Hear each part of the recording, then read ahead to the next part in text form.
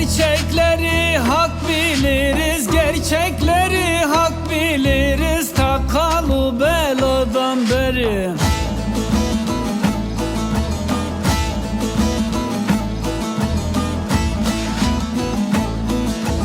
Ondan da evveli varız, ondan da evveli varız, hiç ölmez cümlemizdir.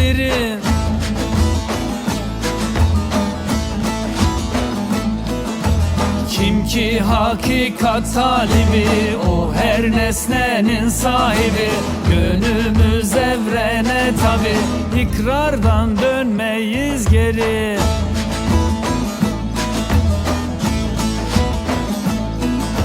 Kim ki hakikat talibi, o her nesnenin sahibi. Gönlümüz evrene tabi, ikrardan dönmeyiz geri.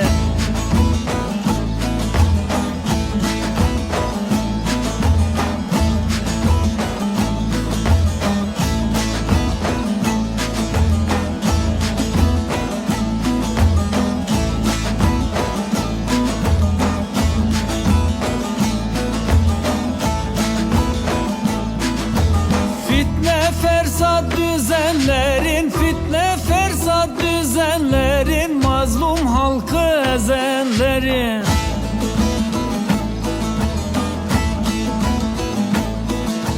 Şu avare gezenlerin, şu avare gezenlerin, bu haneden olmaz yeri.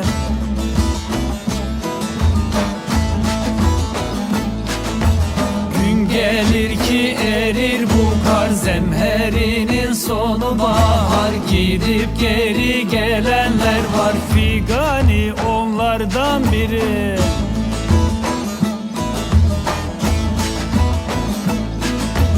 Gün gelir ki erir bu kar, zemherinin sonu bahar. Gidip geri gelenler var, Figani onlardan biri.